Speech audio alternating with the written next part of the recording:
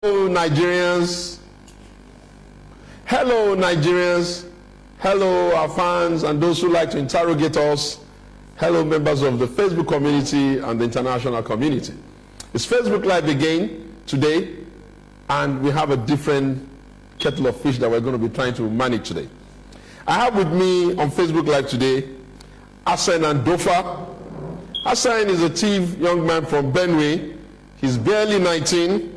And he thinks there are issues that he wants to talk about around young people and they're not too young to run. And I also have with me award-winning journalist, currently serving as 99.9 Kiss FM from Abuja. He's the Mr. Speaker of the critically acclaimed Honorable House of Parliament on radio and TV show. His name is Olubunmi Afolabi. Thank you very much. I think we should start with the young man. Yes. Destiny. So, first of all, thank you, Mr. Shegun Shomi, for this great opportunity to stand in for the voice and the voiceless Nigerian youths. I'll first of all start by asking you some few questions. The not too young to run so far seems like a great gift. Very few young people tend to afford and aspire. And those who manage lack the clout and the mentorship in most cases. We would like to know if this will continue should you win the 2019 election. Should Atiku Abubakar win? Of course. Okay. Thank you, Destiny. We must ask ourselves a critical question. At what point in time does the process of selecting leaders commence? Is it on the ballot day when you are a candidate, or is it way before? I think the position of His Excellency Atiku Abubakar is that it's a lot earlier than the emergence as a candidate. And some of the things that we would like to see or we would like to stimulate happen is first, a renewed voter education, citizen education that increases the participation of the entire country in the process. Now, for us to be able to do that, if His Excellency becomes the president, and I believe he will be, with your help, he will put a lot of emphasis on things that are pro-young people, and a lot of work will be done with the reorientation agency. Up until now, the reorientation agency is just a confused agency that doesn't even really know what it's doing and how it has to do it. If we can get the participation of young people at the levels that matter, increases civic education, energizing them and encouraging them to be more interested in the issues, then we can migrate a whole lot more onto the political discourse. First point. The other thing is that you then have to ask, how do we manage the political space, parties now, to allow young people to have access and space? One of the things that His Excellency Atiku Abubakar believes needs to happen is that we need to ensure that the democratic space is unencumbered. What do I mean by unencumbered?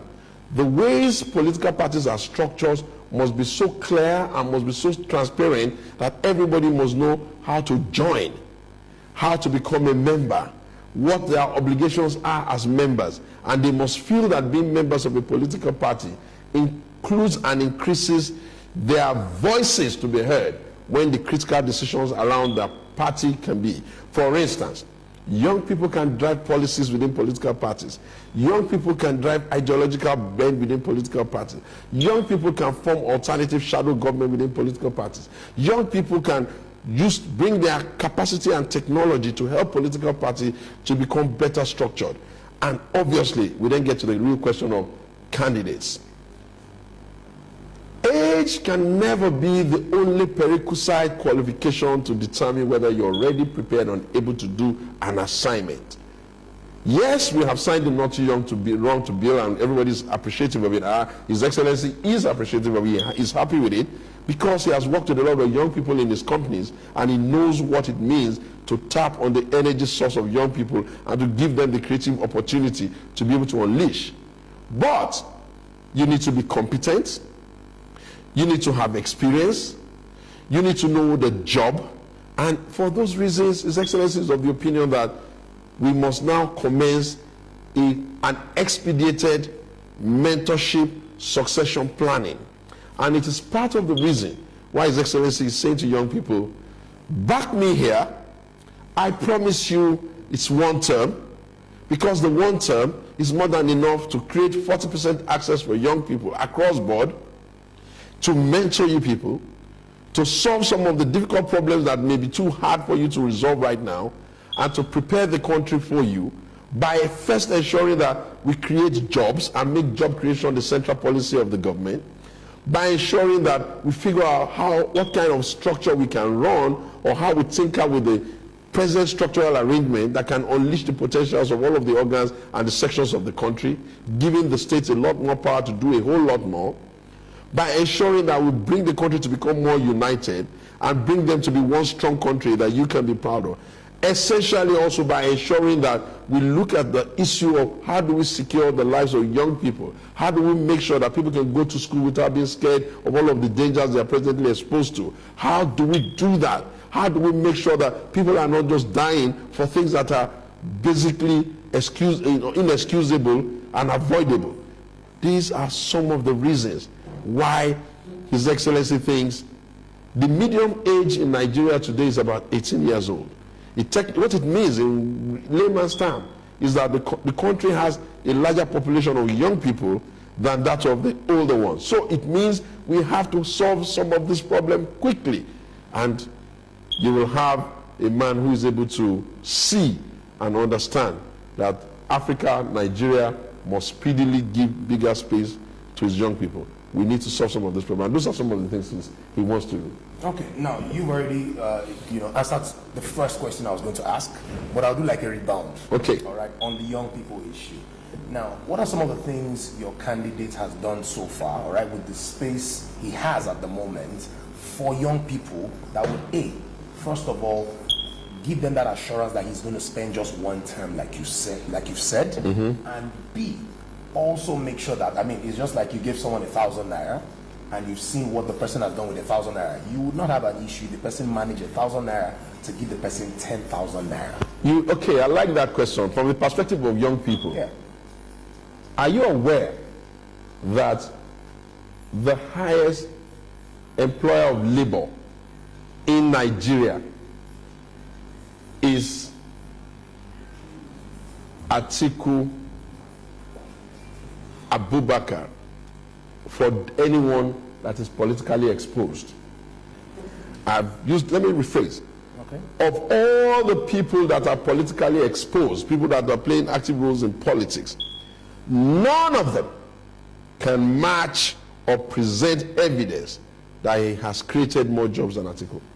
In fact, perhaps the only person, if you include the ones that are not politically exposed, who may be able to produce some evidence of being closed, is maybe Dangote.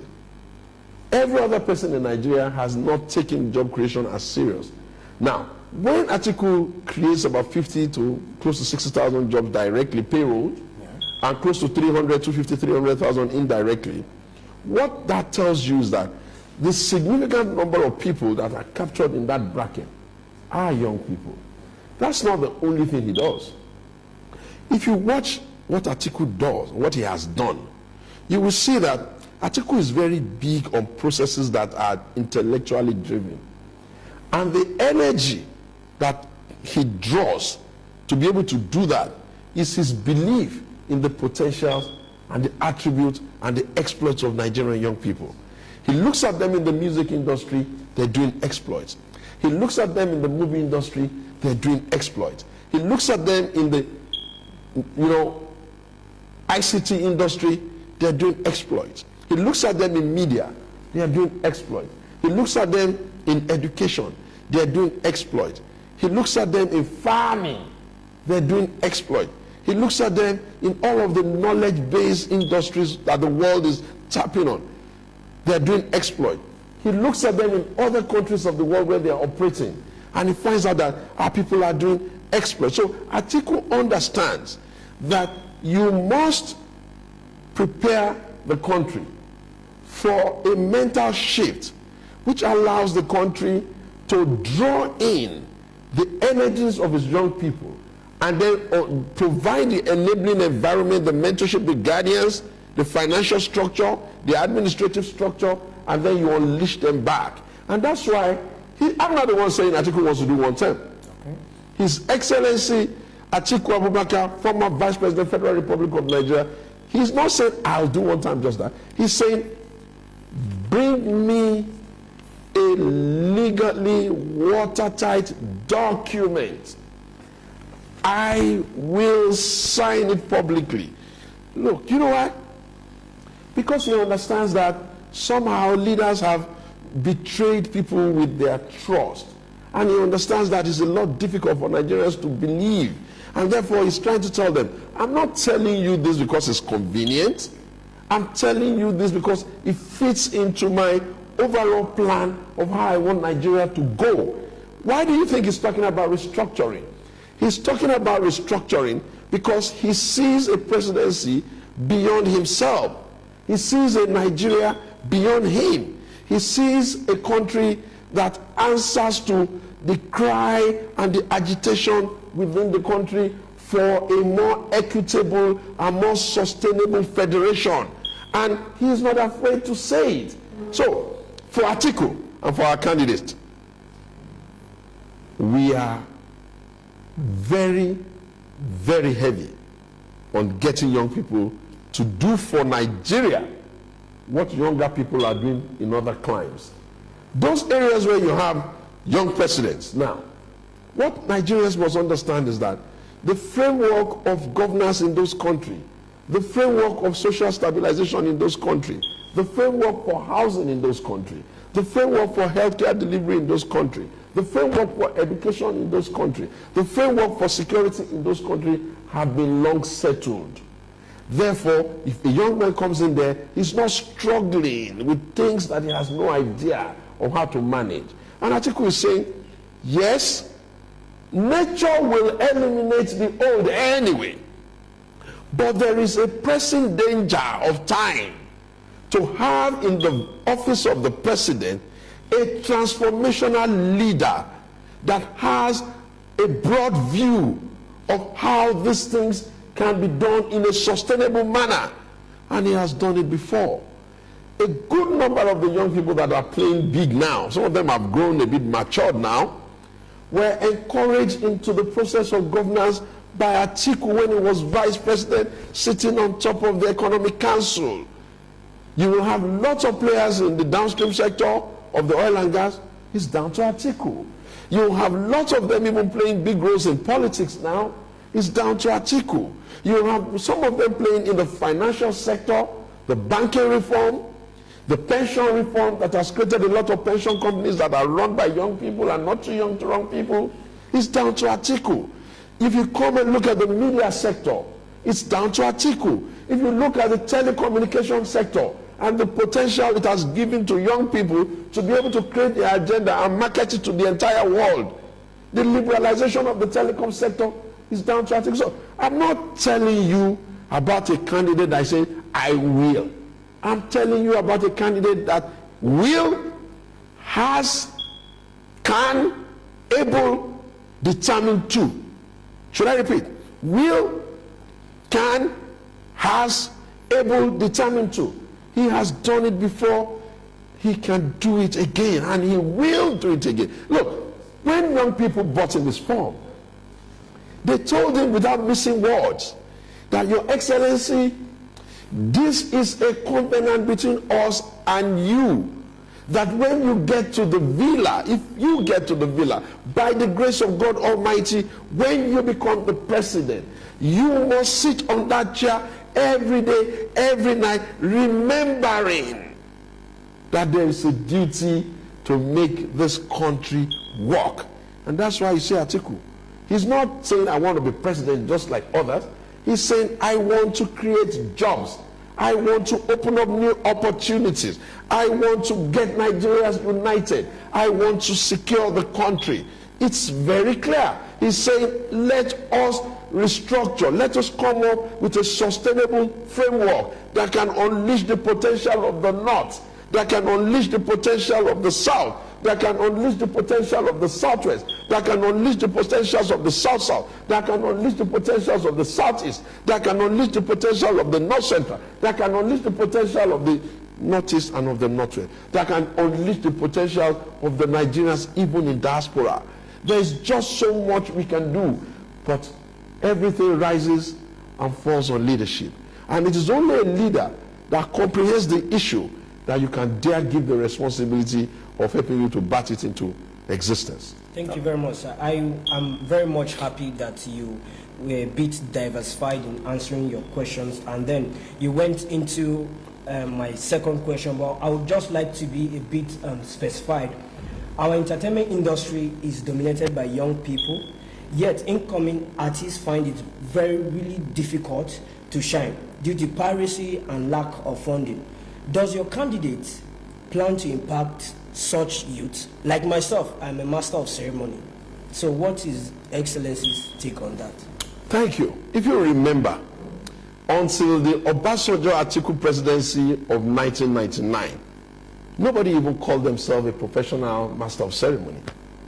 The whole of the energies that was unleashed there, that created the Ali Babas and co of this world, was because the government under which Atiku served with Obasanjo ensured that they created that access for every program of government. They encouraged the private sector people to plan it, to drive it, to compare it, to MC it, to encourage the Nigerian music. Right now, one of the things that Nigerians don't give Atiku credit and Obasanjo credit for is that right now, until 1999, the music that Nigerians listened to and enjoyed were mostly a mixture of some foreign music and one or two Nigerian artists.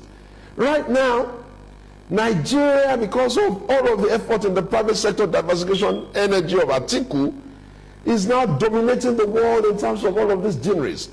So to answer your question specifically, the piracy and anti-piracy law will be reviewed and will be simplified in such a way that there will be a code that every organ of Nigeria, security, legislature, judiciary, executive, police, enforcement authority will sign up to and go by. That will then make it easier for people who want to protect their intellectual property to know the simple steps they have to take to get redress. And Atiku plans to create ecosystems around skill sets. What is an ecosystem around skill set? We pull all of those in the creative energy, say for talk, MCs, compares, artists, stuff like that. You pull them together into an ecosystem and you sit down with the industry players and come up with a simple, easy to access funding arrangement that is sustainable, that is bankable. You put a structure behind them that encourages them to know how to unleash their potential and how to get people to help them. And it is going to be domiciled in a well-thought-through startup agency that has no other job but to make sure that we do for Nigeria under Atiku what Israel has done for its citizens, by ensuring that they have a strong backbone that makes sure that startups are encouraged. But let me say something to you clearly, and to all of you listening. It is always about who brings up the best idea to the table. Even in America, England, and all that. Do you know how many artists burst their energy creating content, and if their content does not resonate, there's really much we cannot do. But right now, internet penetration in Nigeria has increased. So if you have a skill, put it on the line. Government will put up a structure in place that can make getting the funding and the support you need and protecting your intellectual property easy.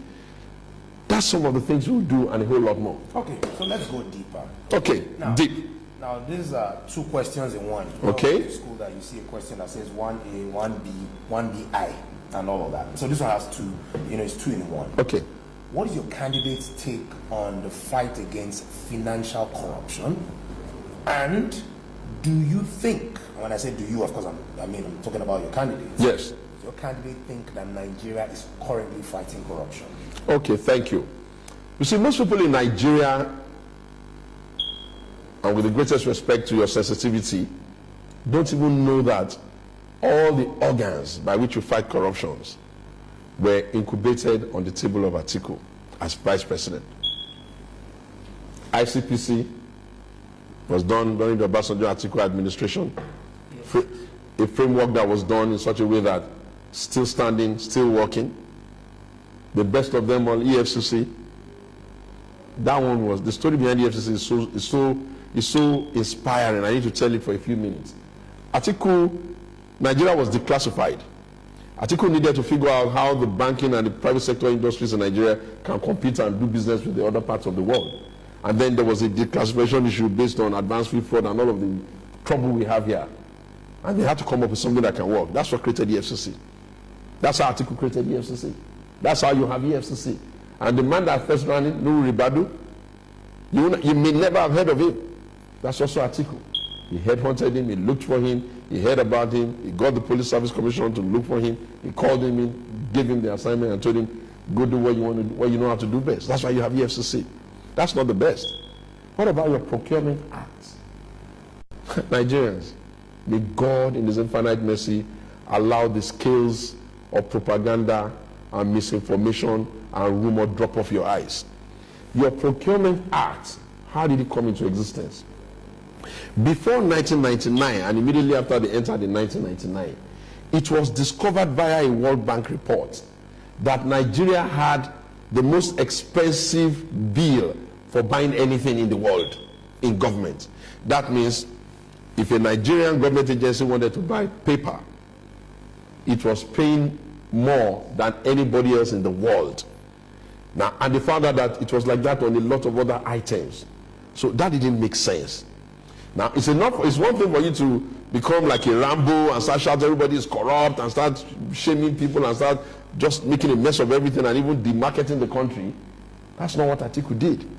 Atiku got young people, brilliant people to sit down together and come up with a procurement act, which was an act that sought and is still working till today to monitor and manage and ensure that no government agency under whatever misplaced corruption excitement will be buying things at a price not consistent with what the budget office is saying and the procurement is saying. Atiku for corruption fighting. Nobody has had to carry a burden around you are corrupt more than Atiku. Atiku gets it. But Atiku knows that calling somebody corrupt does not necessarily mean he's corrupt. And Atiku understands that the perception of corruption is a big perception. Therefore, Atiku believes that no effort will be spared to ensure that we strengthen the anti-corruption laws, we empower the agencies to be independent and without interference, we ensure that we put audit, disciplined programs and processes in place that prevents people from putting their hands into the cookie jar in the first instance, and also ensures that everybody is clear as to what the consequences of corruption will be. The second part of your question, which is that, are we fighting corruption now? Yeah. With every sense of discipline and honesty, I would say to some extent, the Buhari administration to some extent, because the perception of like we're fighting corruption is also a fight against corruption on its own. The major challenge with how they're going about fighting corruption is, one, it's not sustainable because you're trying to do anti-corruption on the strength of the perceived integrity or otherwise of an individual. That's not sustainable. Number two, you have embarked on a global shaming of the entire country and all its people underneath a guise of solving a problem that exists in every society in the world. Number three, your processes by which you're doing this thing is so opaque, nobody can be sure what the rules are, to the extent that they have run themselves into a negative conversation of being partial, of going only after their perceived enemies. I don't waste my energy on that. What I say to you is that they have not truly understood that the world has moved. We are no longer in Stalin or Lenin's era. We are now in an era where global competition and open market discipline is what is creating growth. You see it in China every day, you see it in America, you see it in some African country. Therefore, anti-corruption is a serious matter, but it must be a matter or an agenda that is run in a transparent, open, free of interference, free of undue sensitization and sensationalism, free of annoying media trial and generalization, free of running people into libel and just making their life uncomfortable. No. You must fight corruption in a way that anybody that is corrupt can be sure that the agencies will come after him. When they come after them, if there is a need for a media shaming, they can shame them when they are being arrested. Take it away from the media. Go to trial and get the job done. Get the guy sentenced. The easiest way to sentence anybody that has been in public office to jail is abuse of office. Get them charged for abuse of office. Run the process very well. Strengthen your investigation and evidence gathering mechanism. Be disciplined and resolute and forthright and judicious with your prosecution. Encourage the judiciary to understand that no nation can tolerate a reason for people just having money just because they're in government, and then deal with it. But as you are doing that, you must be very careful that you do not do it in such a way that you make pronouncement of guilt before you go through the process of trial. If you keep doing that, you're going to have a situation where you're going to scare private capital away.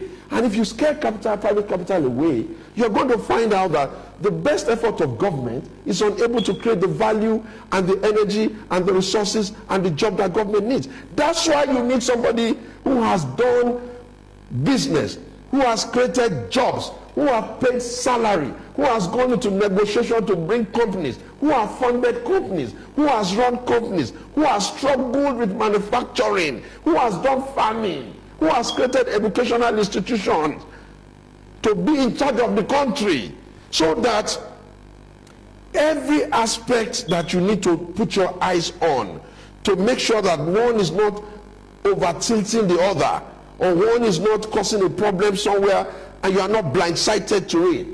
A leader that has experience. Let me tell you one of the things experience brings to the table. I'll tell you.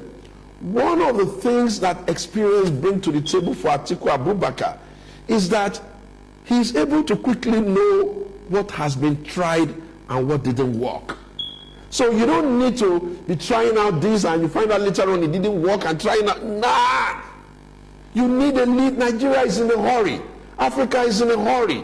The generations here and the generation coming are in a hurry. We have a lot of work to do in the rural area. We have a lot of work to make sure that people are taken out of poverty. We need to outpace Rwanda, who has done more financial inclusion than any country right now in Africa. We need to make sure that we're able to put water in the rural area. We need to make sure that we're able to make sure that the farmers don't become farmers out of convenience, but they become farmers out of the fact that value is created there. We need to make sure that small and medium scale industries are able to give young people the fillip to be who they want to be. We need to make sure that while doing all that, the leader is not sectional, the leader is not parochial, the leader is not tribal. We need to make sure that while doing all that, the leader is accessible and can connect all the dots of Nigeria together and can produce the Nigeria that every Nigerian, be you in the diaspora, be you an Igbo man, be you a Hausa man, be you an Igala man, be you a Fulani, be you an Igbo, be you a Yoruba, can just say, yes, this is the Nigeria I'd always hoped we can achieve. And I bet you, Atiku Abubakar is the man to make that happen. Everything I have is staked on it. He will make it happen. He will make, and while saying that, for the People's Democratic Party of Nigeria and the delegates and our great leaders and the influencers and the governors, we are standing at a threshold of history. We cannot do business as usual. We must ensure that we give Nigerians a credible, differentiating opinion to choose from. You have to know that what is at stake is the tendencies of the left and the tendencies of the right. Nobody represents this distinction better than Atiku. Atiku will create jobs. He will make job creation the central policies of his government. Atiku will open up the economy to such a point that everywhere will be bubbling and buzzing. Atiku will unite the country because he has no choice. He cannot be parochial and sectional. It is going to be an anathema to who he is. Atiku will secure the country. Let me give you some tips.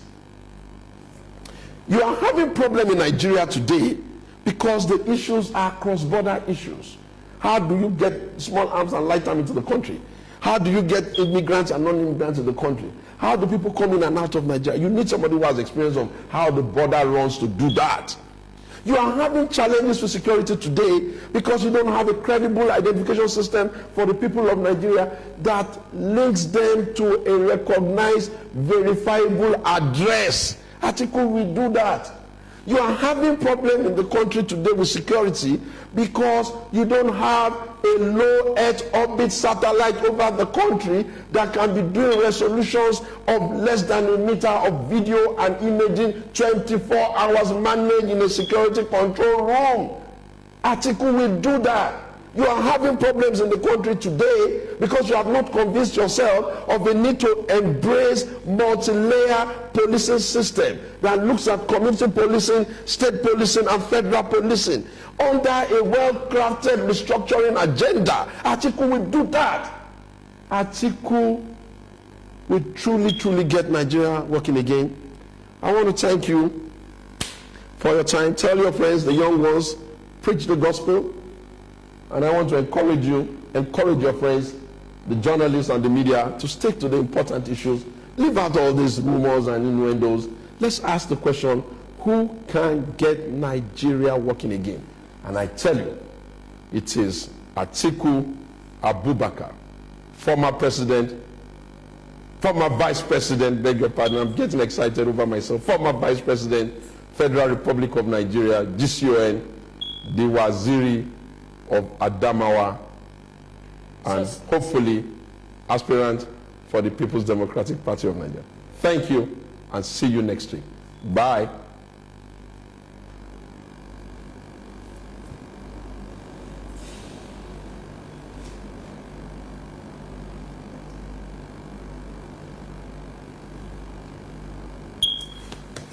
All right, guys, thank you. What do you think?